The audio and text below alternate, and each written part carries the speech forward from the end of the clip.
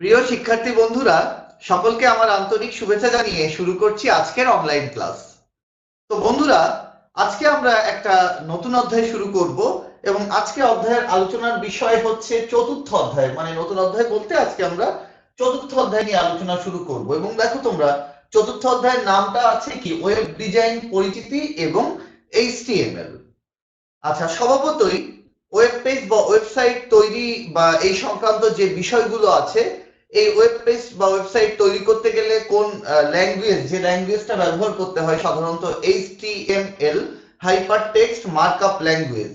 এই বিষয়গুলো নিয়ে মূলত আমাদের চতুর্থ অধ্যায়ে আলোচনার বিষয়। আচ্ছা, তার মানে চতুর্থ অধ্যায়ে আমরা জানতে পারবো ওয়েব পেজ কি, ওয়েবসাইট কি, আইপি অ্যাড্রেস কি, ডোমেইন নেম কি, ডোমেইন নেম কিভাবে রেজিস্ট্রেশন করতে হয়। আচ্ছা, এরপরে ওয়েবসাইটের বিভিন্ন স্ট্রাকচার, ওয়েবসাইটের প্রকারভেদ, এই বিষয়গুলো নিয়ে আলোচনা। এবং সব থেকে বেশি গুরুত্ব দেওয়া হয়েছে এই অধ্যায়ে এইচটিএমএল, হাইপারটেক্সট মার্কআপ ল্যাঙ্গুয়েজ সম্পর্কে। এবং সব থেকে মজার বিষয় হচ্ছে, আমি এই ওয়েব ডিজাইন পরিচিতি এবং এইচটিএমএল এটার প্রথমে আমাদের বইতে যে ধারাবাহিকতায় শুরু করা, এখানে আসলে আগে আমাদের ওয়েব ডিজাইনটা দিয়ে আগে শুরু করেছে, তারপরে মধ্যবর্তী অংশে এসে এইচটিএমএল নিয়ে আলোচনা করেছে। কিন্তু এক্ষেত্রে আমি একটু ভিন্ন পথ অবলম্বন করব। এক্ষেত্রে আমি তোমাদের সাথে আগে এইচটিএমএল টা নিয়ে আলোচনা করব, কারণ এইচটিএমএল না বুঝতে পারলে আসলে আমাদের জন্য ওয়েব পেজ বা ওয়েবসাইট ডিজাইন করা একটু জটিল হয়ে যাবে। আচ্ছা, যে কারণে আমি আগে তোমাদের সাথে এইচটিএমএল সংক্রান্ত বিষয়টা নিয়ে আলোচনা করব। এবং এইচটিএমএল নিশ্চয়ই বুঝতে পারতেছো, এইচটিএমএল এর পূর্ণ রূপ হলো hyper text markup language. Hyper text markup language মূলত ওয়েব পেজ ওয়েবসাইট তৈরির ভাষাই হচ্ছে এই মানে এইচটিএমএল, যেটা আমরা আজকে আলোচনা করব। এবং মূল কথা, এটা কিন্তু কোনো প্রোগ্রামিং ল্যাঙ্গুয়েজ না, তারপরেও প্রোগ্রামিং এর ক্ষেত্রে এই এইচটিএমএল টা আমরা ব্যবহার করে থাকি। তো বন্ধুরা, এবার আসো আমরা আজকে যে আমাদের এইচটিএমএল ওয়েব ডিজাইন পরিচিতি এবং এইচটিএমএল এর যে প্রথম লেকচারটা, আজকে আমরা এইটা নিয়ে এখন আলোচনা করব।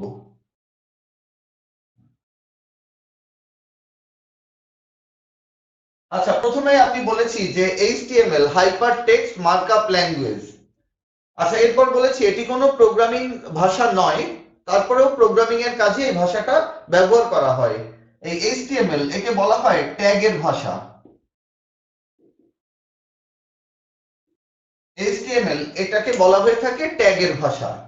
আচ্ছা, ট্যাগ মানে হচ্ছে সংযুক্ত করা বা কোনো কিছু জুড়ে দেওয়া বা যুক্ত করার ক্ষেত্রে আমরা ট্যাগ শব্দটা ব্যবহার করে থাকি। তার মানে ট্যাগের ভাষা বলতে এখানে যুক্ত করার ভাষা বা জুড়ে দেওয়ার ভাষা আমরা বলতে পারছি। আচ্ছা, এইচটিএমএল এর আবিষ্কারক হলো টিম বার্নার্স-লি। লক্ষ্য করো, আবিষ্কারক টিম বার্নার্স-লি। আবিষ্কার সাল 1990।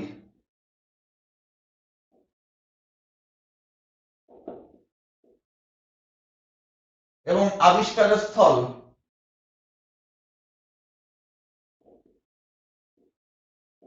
জেনেভায় অবস্থিত সার্ন। জেনেভায় অবস্থিত সার্ন।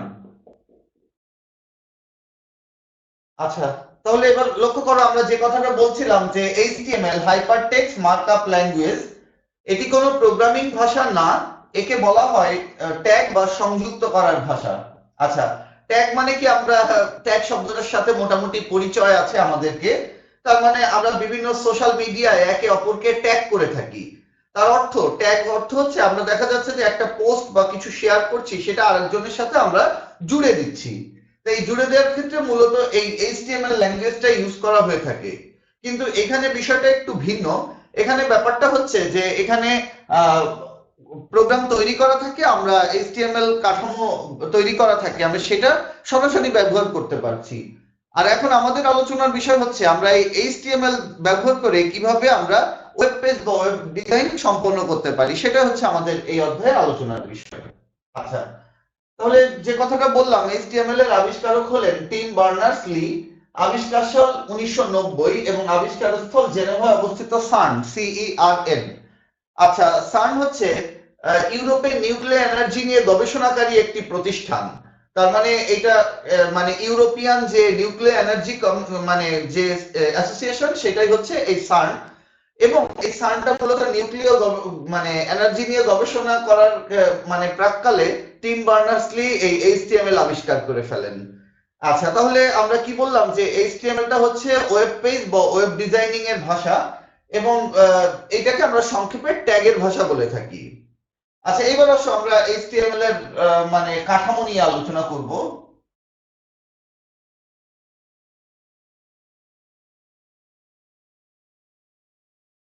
লক্ষ্য করো, এইচটিএমএল এর দুইটি অংশ। এইচটিএমএল এর দুটি অংশ লক্ষ্য করো কি কি। এক নাম্বার দিয়ে লেখো হেড, দুই নাম্বার দিয়ে লেখো বডি। এক নম্বরে হেড আর দুই নম্বরে বডি, লক্ষ্য করো। আচ্ছা, তাহলে এইচটিএমএল এর দুইটা অংশ, হেড অংশ আর হচ্ছে বডি অংশ। এবার দেখো হেড অংশে কি থাকে। হেড অংশে থাকে টাইটেল বা শিরোনাম, সার্চ ইঞ্জিনের ধরন,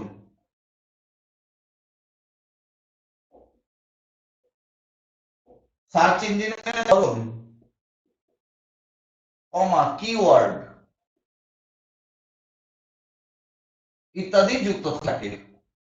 লক্ষ্য করো, এই যে হেড অংশ, দুইটা অংশ এইচটিএমএল এর দুইটা অংশ, একটা হচ্ছে হেড আর একটা হচ্ছে বডি।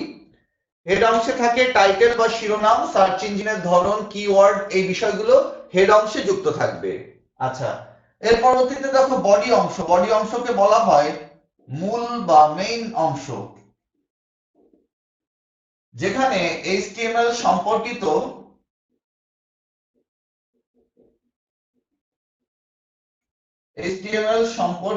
যাবতীয় ট্যাগ এই অংশে যুক্ত থাকে।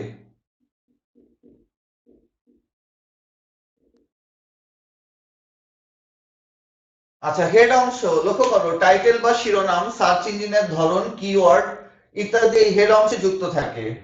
আরেকটা দেখো বডি অংশ। বডি অংশ হচ্ছে মূল অংশ, অর্থাৎ এইচটিএমএল সম্পর্কিত যাবতীয় ট্যাগ এই বডি অংশেই যুক্ত থাকে। আচ্ছা, এখন আমরা যে কথাটা বলতে চাচ্ছিলাম যে হেড অংশ বডি অংশ দুইটা অংশ। এবার এই যে যে ট্যাগের কথা বলতেছি, ট্যাগটা কি জিনিস, এখন আমরা এই ট্যাগ বিষয়টা নিয়ে আলোচনা করব। দেখো, অনেকক্ষণ ধরেই কিন্তু আমি এই ট্যাগ ট্যাগ শব্দটা মানে বলে আসছি, কিন্তু এবার এই ট্যাগটা কি জিনিস এটা সম্পর্কে এখন আমাদের আইডিয়া হবে। আচ্ছা, তাহলে আমরা যে কথাটা বললাম যে এইচটিএমএল এর দুটি অংশ, হেড অংশ আর হচ্ছে বডি অংশ। হেড অংশে থাকে টাইটেল বা শিরোনাম, সার্চ ইঞ্জিনের ধরন, কিওয়ার্ড এগুলো। আর বডি অংশ মূল অংশ, যেখানে এইচটিএমএল সম্পর্কিত যাবতীয় ট্যাগ যুক্ত থাকে।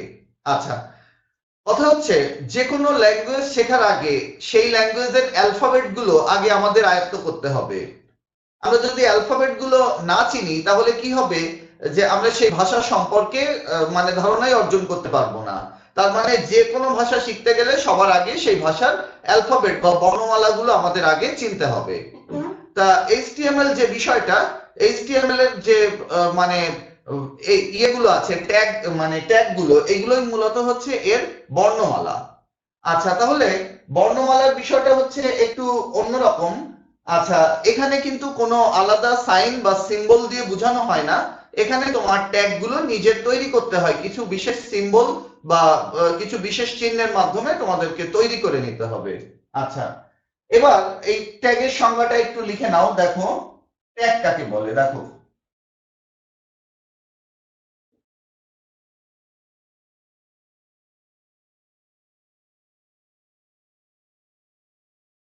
আচ্ছা, তাহলে ট্যাগের সংজ্ঞাটা একটু লক্ষ্য করো। আমি ট্যাগের সংজ্ঞাটা বলছি, তোমরা একটু সবাই তুলে নিবে। এইচটিএমএল কোড লেখার আগেও পরে নির্ধারিত কিছু শব্দ সহ বিশেষ কিছু চিহ্ন ব্যবহার করা হয়, এদেরকে ট্যাগ বা সিনট্যাক্স বলে। আচ্ছা, তারপরে লিখে দিই, দেখো, এইচটিএমএল কোড লেখার আগেও পরে নির্ধারিত কিছু শব্দ সহ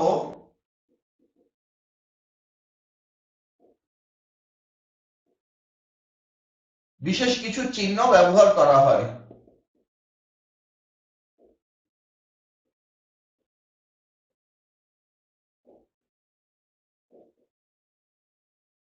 এদেরকে ট্যাগ বলে। দেখো,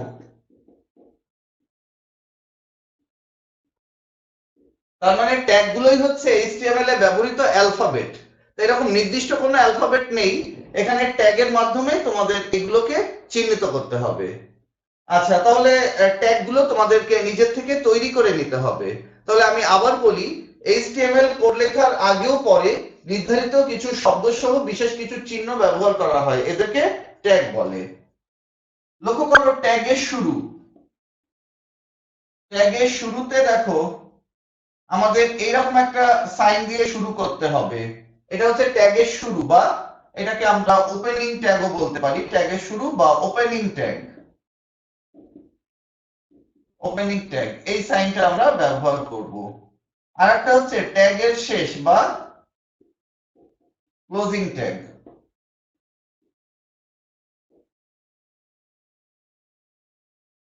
ট্যাগের শেষ বা ক্লোজিং ট্যাগ। আচ্ছা, ট্যাগের শুরু আর ট্যাগের শেষ, দেখো ট্যাগের শুরু ওপেনিং ট্যাগ যেটা, সেটা হচ্ছে এই সাইন। আর ট্যাগের শেষ এটা হচ্ছে ক্লোজিং ট্যাগ, এই যে এর ভেতরে একটা স্ল্যাশ ব্যবহার করা হচ্ছে। তাহলে ট্যাগের সংজ্ঞাটা দেখো, এইচটিএমএল কোড লেখার আগেও পরে নির্ধারিত কিছু শব্দ সহ বিশেষ কিছু চিহ্ন ব্যবহার করা হয়, এদেরকে ট্যাগ বলে। ট্যাগের শুরু এই চিহ্ন আর ট্যাগের শেষ ভেতরে একটা স্ল্যাশ চিহ্ন ব্যবহার করা হয়। যেমন আমরা যদি মনে করো হেড ট্যাগ, বডি ট্যাগ এইভাবে লিখতে যাই, তাহলে দেখো হেড ট্যাগ দিয়ে এই যে শুরু করতে হবে, হেড অংশ দিয়ে শুরু করলাম।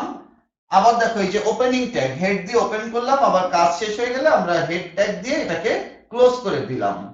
তার মানে ওপেনও করলাম, কাজ শেষে এটাকে ক্লোজ করে দেওয়া হলো। আচ্ছা, বডি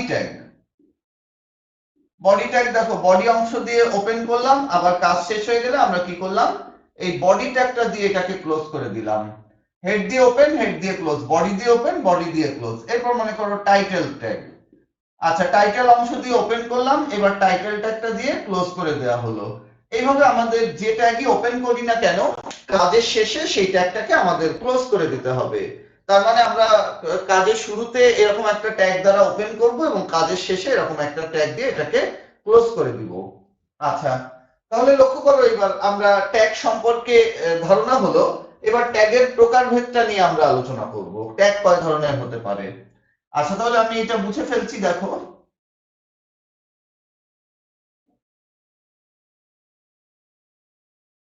এবার আসো আমরা ট্যাগের প্রকারভেদ নিয়ে আলোচনা করব।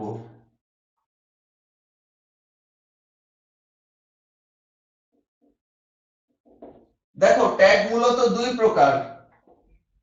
প্রথমটা হচ্ছে ধারক বা কন্টেইনার ট্যাগ,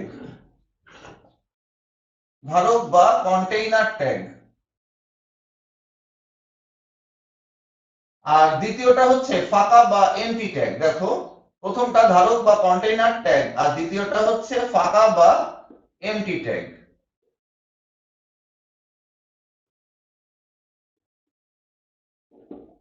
প্রথমত আসো, ধারক বা কন্টেইনার ট্যাগ কারা। ধারক বা কন্টেইনার ট্যাগ হচ্ছে যাদের ওপেনিং ট্যাগ এবং ক্লোজিং ট্যাগ উভয় থাকে, তারাই হলো ধারক বা কন্টেইনার ট্যাগ। আমি আবার বলি, যাদের ওপেনিং ট্যাগ এবং ক্লোজিং ট্যাগ উভয়ই থাকবে তাদেরকে ধারক বা কন্টেইনার ট্যাগ বলে। লক্ষ্য করো, যাদের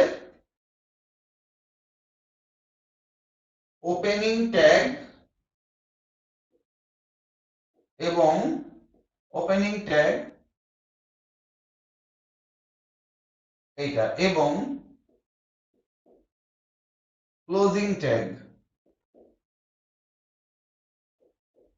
উভয় থাকে, তাদেরকে ধারক বা কন্টেইনার ট্যাগ বলে। আচ্ছা, যেমন HTML ট্যাগ, HTML দিয়ে ওপেন, HTML দিয়ে ক্লোজ। হেড ট্যাগ, হেড দিয়ে ওপেন, হেড দিয়ে ক্লোজ। বডি ট্যাগ, বডি দিয়ে ওপেন, বডি দিয়ে ক্লোজ। আচ্ছা, টাইটেল ট্যাগ, এরা সবাই হচ্ছে ধারক বা কন্টেইনার ট্যাগ। যাদের ওপেনিং ট্যাগ এবং ক্লোজিং ট্যাগ উভয় থাকবে তারাই হচ্ছে ধারক বা কন্টেইনার ট্যাগ। আর দ্বিতীয়ত ফাঁকা বা এমটি ট্যাগ। লক্ষ্য করো, ফাঁকা বা এমটি ট্যাগ, যাদের কেবল ওপেনিং ট্যাগ আছে কিন্তু কোনো ক্লোজিং ট্যাগ নেই। লক্ষ্য করো, যাদের কেবল ওপেনিং ট্যাগ আছে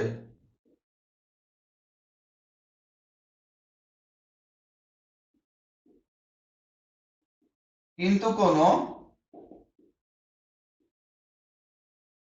ক্লোজিং ট্যাগ নাই। যাদের কেবল ওপেনিং ট্যাগ আছে কিন্তু কোনো ক্লোজিং ট্যাগ নেই তারাই হচ্ছে ফাঁকা বা এমটি ট্যাগ। আচ্ছা, ফাঁকা বা এমটি ট্যাগ, যাদের কেবল ওপেনিং ট্যাগ আছে কিন্তু কোনো ক্লোজিং ট্যাগ নেই। আচ্ছা, যেমন বিআর, বিআর হচ্ছে কি? Break tag.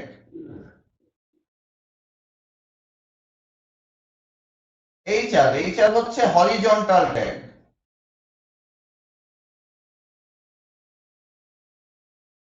Break tag, horizontal tag. আচ্ছা, তারপরে মনে করো image tag, IMG, image tag ইত্যাদি হচ্ছে আমাদের এই ফাঁকা বা এমটি ট্যাগের উদাহরণ।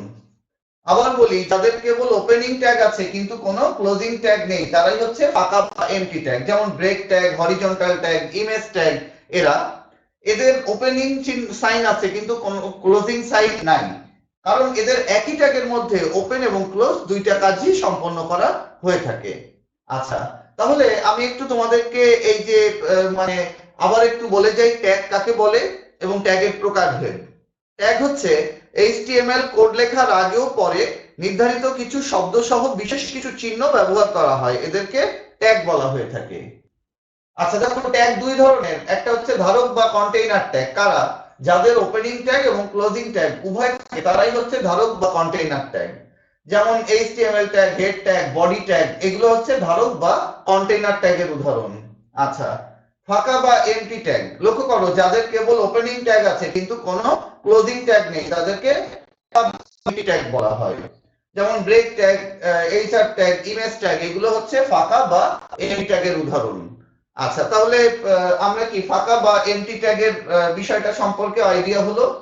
এবার আসো আমরা এইচটিএমএল এর একটা মৌলিক কাঠামো আমরা এখন একটু দেখব।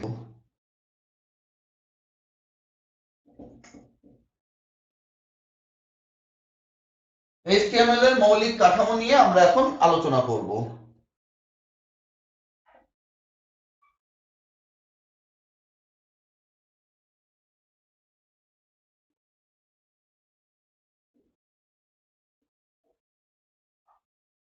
এইচটিএমএল এর কাঠামো বা স্ট্রাকচার। আচ্ছা, লক্ষ্য করো, এইচটিএমএল এর কাঠামো প্রথমে আমাদের কি যে কাঠামোগুলোকে আমরা একটা ট্যাগের মাধ্যমে এদেরকে প্রকাশ করতে হবে। প্রথমে দেখো, আমরা একটা এইচটিএমএল ট্যাগ দিয়ে ওপেন করলাম। লক্ষ্য করো, একটা এইচটিএমএল ট্যাগ ওপেন করলাম। এইচটিএমএল এর দুইটা অংশ, একটা হচ্ছে হেড অংশ আর একটা হচ্ছে বডি অংশ। হেড অফ এইচটিএমএল এর আন্ডারে হেড আছে। আমরা একটু ভেতরের দিকে লিখলাম এই কারণে যে এইচটিএমএল এর আন্ডারে হেড আছে, হেডের আন্ডারে টাইটেল আছে, এই জন্য এটা লিখছি। কিন্তু অ্যাকচুয়ালি আমরা যখন কোডিং করব মানে সেক্ষেত্রে কিন্তু আমরা নিচে নিচেই করে যাব। আচ্ছা, দেখো হেড অংশ, হেডের মধ্যে কি থাকে? টাইটেল বা শিরোনাম, এটা হেড অংশের মধ্যে থাকে। তাহলে টাইটেল দেওয়ার পরে আমরা এখানে টাইটেল ট্যাগটাকে ক্লোজ করে দিব। আচ্ছা, টাইটেলটা ক্লোজ করার সাথে সাথে দেখো এখানে হেড অংশের কাজ কমপ্লিট হচ্ছে, তাহলে আমরা এটাকে হেড ট্যাগটাকেও ক্লোজ করে দিতে পারি। আচ্ছা, হেড ক্লোজের সাথে সাথে এবার দেখো বডি ট্যাগের কাজ শুরু হচ্ছে। বডি অংশ, এটাকে বলা হয় মূল অংশ বা মেইন সেকশন। যেটা এখানে কি এইচটিএমএল সম্পর্কিত যে যাবতীয় ট্যাগ গুলো সবই হচ্ছে এই বডি অংশে যুক্ত থাকে। হেড অংশে শুধু টাইটেল বা শিরোনামই দিব, আর বডি অংশে যাবতীয় যত ট্যাগ আছে, যেমন তুমি যদি হেডিং দিতে চাও, এর মধ্যে ম্যাক্সিমাম হেডিং হচ্ছে H1। আচ্ছা, হেডিং ট্যাগ দিয়ে ওপেন ক্লোজ করব। এরপরে মনে করো প্যারাগ্রাফ দিতে চাও, এভরিথিং তোমার এই বডি অংশের মধ্যে থাকবে। যাবতীয় যত tag, heading tag, paragraph tag বা যাই দরকার হোক না কেন, আমাদেরকে বডি অংশের মধ্যে রাখতে হবে। তাহলে বডি অংশের মধ্যে রাখার পরে এরপরে আমরা কি করব? এই বডি ট্যাগটাকে ক্লোজ করে দিব এবং বডি ক্লোজের সাথে সাথে দেখো এখানে HTML টা ক্লোজ হয়ে যাচ্ছে, এর সাথে সাথে আমরা এই HTML টা ক্লোজ করে দিব। আচ্ছা, তাহলে আমরা দেখো HTML ওপেন করেছিলাম এবং কাজ শেষে এই যে ক্লোজ করে দেওয়া হলো। আমি বলেছি যে যে ট্যাগই আমরা ওপেন করি না কেন আমাদেরকে কাজ শেষে সেই ট্যাগটাকে ক্লোজ করে দিতে হবে। হেড অংশের কাজ দেখো, এই যে হেড শুরু করেছি এবং কাজ শেষে আমরা এটাকে শেষ করে দিয়েছি। হেডের মধ্যে টাইটেল দিতে হবে, টাইটেল ওপেন ক্লোজ, এবং টাইটেল দেওয়ার সাথে সাথে হেডের কাজও শেষ, হেড অংশকে ক্লোজ করে দেওয়া হচ্ছে। এরপরে দেখো বডি অংশের কাজ। আচ্ছা, বডি অংশের মধ্যে লক্ষ্য করো আমাদের হেডিং আছে, প্যারাগ্রাফ আছে, যাবতীয় সবকিছু কিন্তু এই বডি অংশের মধ্যে আছে এবং এই হেডিং প্যারাগ্রাফ এগুলো দেওয়ার পরই আমরা শেষের যে HTML ট্যাগটাকে ক্লোজ করেছি। আচ্ছা, তো বন্ধুরা এইবার আমরা HTML এর কাঠামোটা দেখলাম। এখন লক্ষ্য করো এই যে হেড হেড যেটা, এটাকে বলা হয় হেড সেকশন।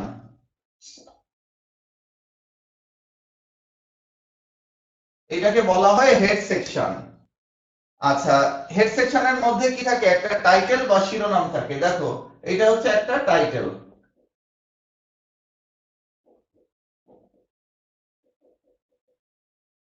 আচ্ছা, এরপরে দেখো বডি অংশ। বডি অংশকে বলা হয় মূল অংশ। বডি অংশ যেটা, এটা হচ্ছে মেইন সেকশন। আচ্ছা, মেইন সেকশন। আচ্ছা, এর মধ্যে দেখো এই যে যে H1, H1 যেটা, এটাকে বলা হয় হেডিং। লক্ষ্য করো এটা হচ্ছে একটা হেডিং।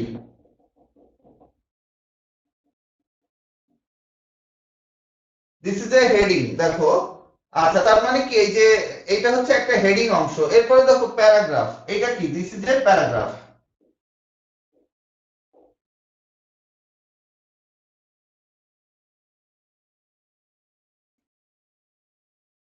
আচ্ছা, তাহলে মেইন সেকশন, তাহলে হেডিং, প্যারাগ্রাফ, এভরিথিং আমাদের এই বডি অংশের মধ্যে যুক্ত করতে হবে। আচ্ছা, এবার আসো বন্ধুরা, আমরা HTML এর কাঠামোটা নিয়ে আলোচনা করলাম। এখন আমরা মানে আমাদের যে ওয়েব পেজ তৈরি করতে গেলে আমাদের যে ট্যাগ গুলো দরকার, এই ট্যাগ গুলো দিয়ে এখন আমরা একটু ইয়ে করব। তোমাদের প্রত্যেকের কাজ হবে আজকে তোমাদের টেক্সট বইতে কিছু ফরম্যাটিং ট্যাগ দেওয়া আছে, এই ফরম্যাটিং ট্যাগ গুলো সম্পর্কে আইডিয়া নেওয়া। আমি পরের দিনের শুরুতে ফরম্যাটিং ট্যাগ এবং অ্যাট্রিবিউট নিয়ে কথা বলবো এবং আজকে আমি কিছু ফরম্যাটিং ট্যাগ ব্যবহার করে কিভাবে ওয়েব পেজ ডিজাইন করতে হয় আমি একটু সেই বিষয়গুলো সম্পর্কে তোমাদেরকে ধারণা দেব এবং মানে তোমাদেরকে কিছু ওয়েব পেজের নমুনা ওয়েব পেজ তৈরি করে দেখাবো যে কিভাবে এই ট্যাগ ব্যবহার করে বা HTML কাঠামো দিয়ে কিভাবে ওয়েব পেজ তৈরি করতে হয়। তো বন্ধুরা, আমরা ট্যাগ সম্পর্কে ধারণা নিলাম, ট্যাগের শুরু, শেষ এবং HTML এর কাঠামোটা কিভাবে HTML পর্যায়ক্রমিকভাবে সাজাতে হবে সেটা নিয়েও কিন্তু আমরা একটা আইডিয়া নেওয়ার চেষ্টা করলাম। আচ্ছা, এখন আসো আমাদের পরবর্তী আলোচনা হবে হচ্ছে যে এই যে HTML দিয়ে কিভাবে আমরা ওয়েব পেজ তৈরি করতে পারি। তবে ওয়েব পেজ তৈরি করার আগে আমাদের কিছু মানে ফরম্যাটিং ট্যাগ এটা সম্পর্কে একটু আইডিয়া নিব। যেমন প্যারাগ্রাফ ট্যাগ, পি দিয়ে ওপেন, পি দিয়ে ক্লোজ। আচ্ছা, এখানে কিছু আছে, আমি স্লাইড প্রদর্শন করছি, তোমরা একটু খেয়াল করো যে এখানে স্লাইডে আমি কিছু জিনিস তোমাদেরকে একটু দেখাচ্ছি, দেখো।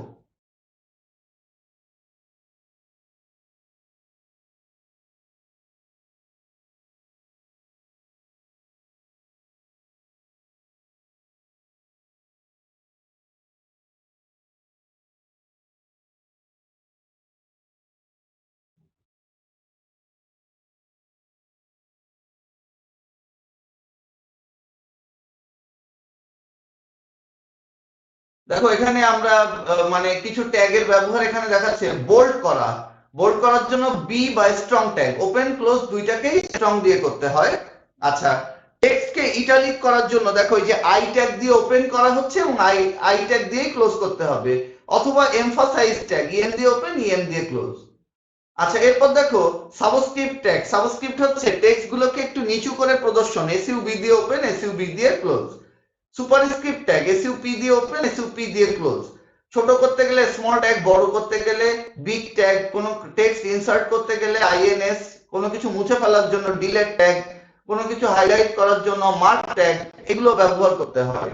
আচ্ছা, এই যে দেখো বি দিয়ে কি বোল্ড করা, এমফাসাইজ করা ফরম্যাটিং ট্যাগের মানে সম্পর্কে ধারণা। দেখো ফরম্যাটিং ট্যাগ হচ্ছে টেক্সট গুলোকে সুন্দর এবং দৃষ্টিনন্দন ভাবে উপস্থাপন করার জন্য মূলত এই ফরম্যাটিং ট্যাগ গুলো ব্যবহার করা হয়ে থাকে। দেখো আচ্ছা, টেক্সটকে সঠিক আকৃতি প্রদান, সুন্দর করে ভাবে উপস্থাপন করে একটি ওয়েব পেজে ফুটিয়ে তোলার পদ্ধতিকেই ফরম্যাটিং বলা হয়।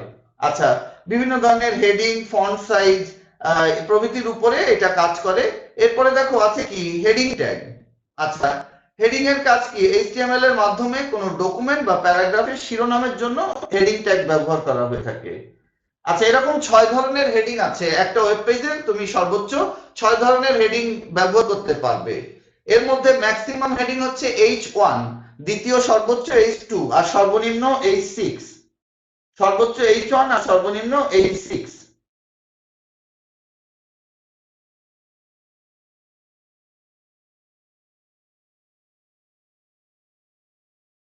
প্যারাগ্রাফের জন্য পি দিয়ে ওপেন, পি দিয়ে ক্লোজ। আচ্ছা, এরপরে দেখো ফন্ট ট্যাগের ব্যবহার আমি পরে দেখাবো। আচ্ছা, এবার আমি তোমাদেরকে কিছু কোডিং এর মাধ্যমে জিনিসটা উপস্থাপন করি, তাহলে তুমি বুঝতে পারবে যে এটাকে আমরা কিভাবে সম্পন্ন করতে পারি। আচ্ছা, আমি নিজে কিছু ওয়েব পেজের নমুনা তোমাদেরকে এখন একটু প্রস্তুত করে দেখাচ্ছি। সবাই একটু খেয়াল করো এদিকে যে কিছু ওয়েব পেজের।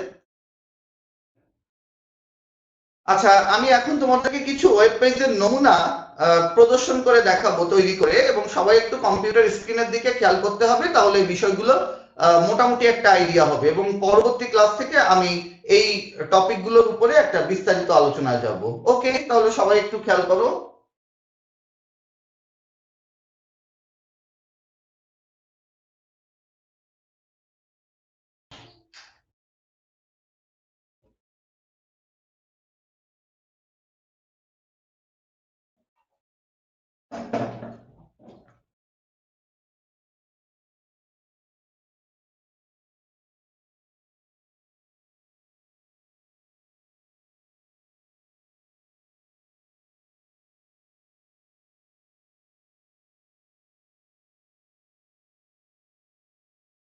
লক্ষ্য করো, আমি একটা নোটপ্যাড ওপেন করলাম। তোমরা দেখতেই পাচ্ছ আমি একটা নোটপ্যাড নামক একটা সফটওয়্যার ওপেন করলাম। আমি প্রথম থেকে আবার তোমাদেরকে একটু দেখাই।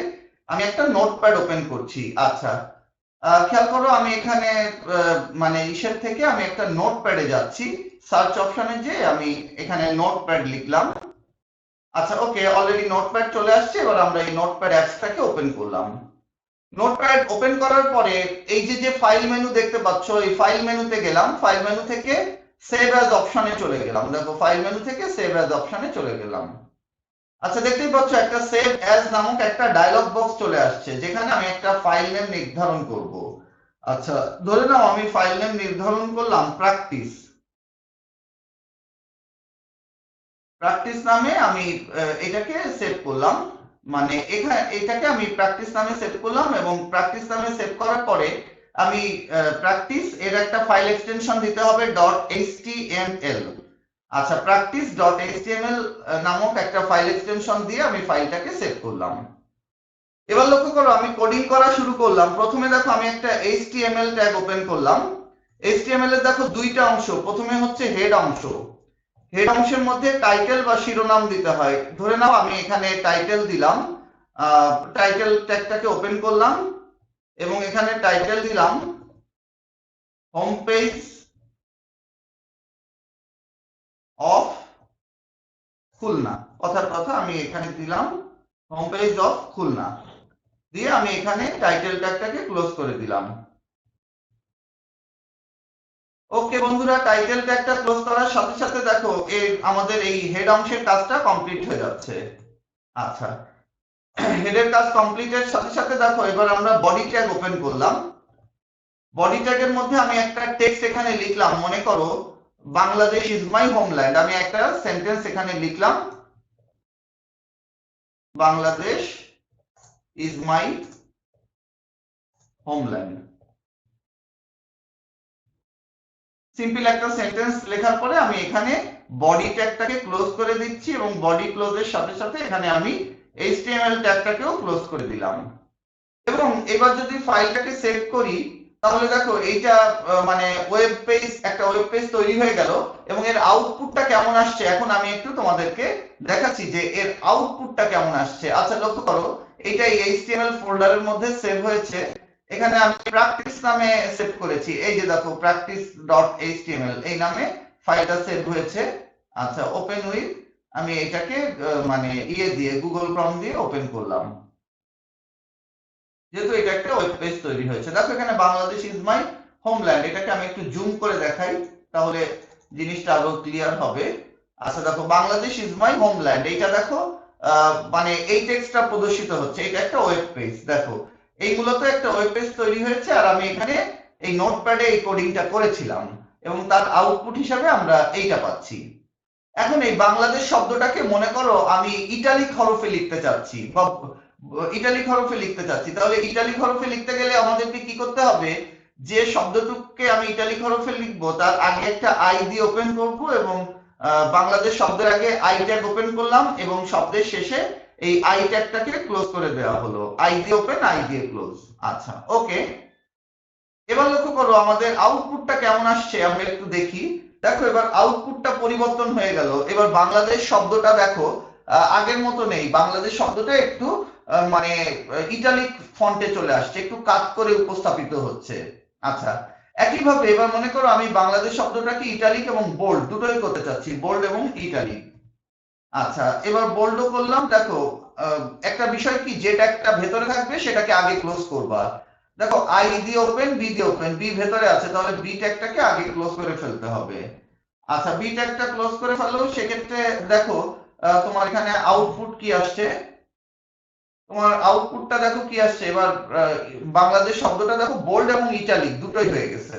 আচ্ছা এবার মনে করো আমি এইটার নিচে একটা আন্ডারলাইন করতে চাচ্ছি, বোল্ডটা তুলে দিয়ে আমি মনে করো এখানে আন্ডারলাইন আনতে চাচ্ছি, তাহলে আন্ডারলাইনের জন্য এখানে ইউ ট্যাগ ওপেন করতে হবে, ইউ দিয়ে ওপেন এবং ইউ দিয়ে এটাকে ক্লোজ করতে হবে, ইউ দ্বারা ওপেন এবং ইউ দ্বারা এটাকে ক্লোজ করতে হবে। লক্ষ্য করো ইউ দিয়ে ওপেন ইউ দিয়ে ক্লোজ।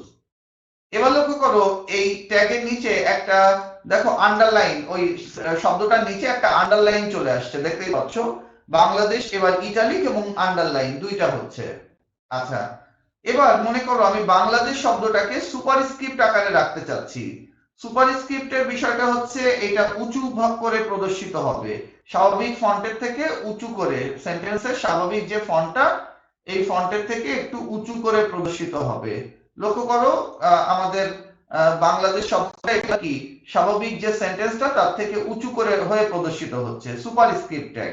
আচ্ছা একইভাবে আমি যদি এটাকে একটু মানে সেন্টেন্সের নিচে লিখতে চাইতাম নিচু করে, তাহলে সাবস্ক্রিপ্ট ট্যাগটা আকারে লিখতে হতো। তার মানে সুপারস্ক্রিপ্ট হচ্ছে কি উঁচু করে প্রদর্শন আর সাবস্ক্রিপ্ট হচ্ছে টেক্সটকে একটু নিচু করে প্রদর্শন। দেখো এবার বাংলাদেশ শব্দটা কি একটু নিচু করে প্রদর্শিত হচ্ছে। আচ্ছা এই হচ্ছে ফরম্যাটিং ট্যাগ মূলত।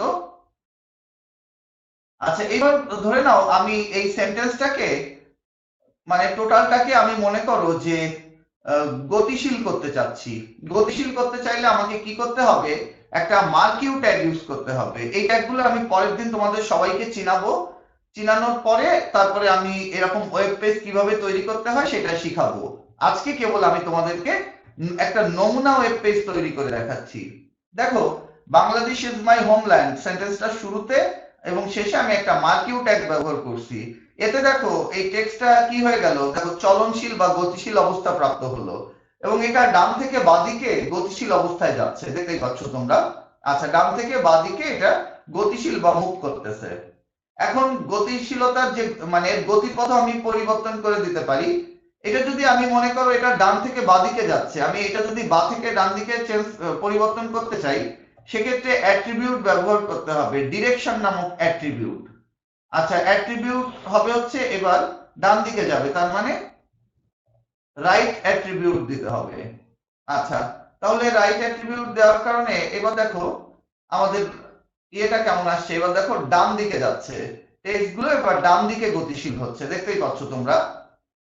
এবার আমি যদি রাইট না দিয়ে এটাকে যদি আপ দিতাম, আপ দিলে উপর দিকে যাবে আর ডাউন দিলে নিচের দিকে যাবে। আচ্ছা তাহলে দেখো আপ দিলে এটা কি উপর দিকে যাচ্ছে আর আমি যদি ডাউন দিতাম তাহলে সেন্টেন্সটা নিচের দিকে যেত। দেখো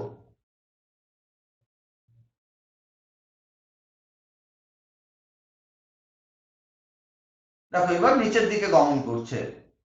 আচ্ছা ওকে, এবার আমি মনে করো এই সেন্টেন্সটাকে লাল রঙের 8 ফন্টের টাইমস নিউ রোমানে দেখাতে চাচ্ছি। আচ্ছা, তাহলে আমাকে একটা ফন্ট ট্যাগ ওপেন করতে হবে। ফন্টের আবার একাধিক অ্যাট্রিবিউট আছে। ফন্টের ফেস দিলাম হচ্ছে এরিয়াল। সাইজ দিলাম হচ্ছে ধরো 6। আর কালার COLOR, খবর এটা কিন্তু COLOUR দিলে কিন্তু কালার আসবে না। কালার দিলাম মনে করো ব্লু।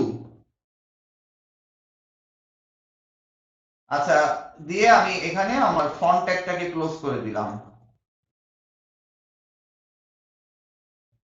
ফন্ট ট্যাগটাকে ক্লোজ করে দিলাম। এই বাংলাদেশ ইজ মাই হোমল্যান্ড এর আগে আমি কিছু ট্যাগ এবং ট্যাগের কিছু অ্যাট্রিবিউটও ব্যবহার করলাম। নিচে দিলেও কোনো সমস্যা নেই। এবার দেখো আমাদের ওয়েবের চেহারাটা কেমন আসছে আমরা একটু দেখি। দেখো নীল কালারে 6 ফন্টে এরিয়ালে আসছে। আচ্ছা, এরিয়াল না দিয়ে আমি যদি অন্য ফন্ট এখানে ব্যবহার করতাম, মনে করো এটাকে দিতাম কমিক সেন্স MS, এই ফন্টে দিতাম, তাহলে দেখো ফন্টটা পরিবর্তন হয়ে যেত। দেখো ফন্টের চেহারা পরিবর্তন হয়ে কমিক সেন্স MS নামক ফন্টে পরিবর্তিত হচ্ছে। আচ্ছা, এইটা না করে আমি যদি ফন্টের কালার দিতাম হচ্ছে রেড, আর এখানে ফন্টের নেম দিতাম হচ্ছে চিল্লার, সেক্ষেত্রে কি হতো দেখো এই ফন্টটা পরিবর্তিত হয়ে লাল রঙের হয়ে যেত এবং ফন্টের ফেসটাও পরিবর্তন হতো। ওকে বন্ধুরা, তাহলে আজকে আমরা কিছু ফরম্যাটিং ট্যাগ সম্পর্কিত কিছু বিষয় নিয়ে আমরা একটু বোঝার চেষ্টা করলাম।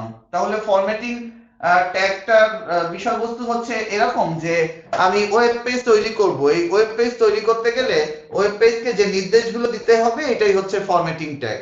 তো বন্ধুরা, আজকে আর আমাদের আলোচনা আর দীর্ঘায়িত করব না। তোমরা বই থেকে ফরম্যাটিং ট্যাগগুলো সম্পর্কে একটু আইডিয়া নিবে এবং পরের ক্লাসে আমি এই ফরম্যাটিং ট্যাগ নিয়ে আরো বিস্তারিত আলোচনা করে তোমাদেরকে ওয়েব পেজ তৈরি করে এদের ব্যবহারিক প্রয়োগগুলো দেখাবো। ওকে, তাহলে তোমরা সুস্থ থেকো, ভালো থেকো, সবার সাফল্য কামনা করে আজকের মতো আমি এখানেই বিদায় নিচ্ছি।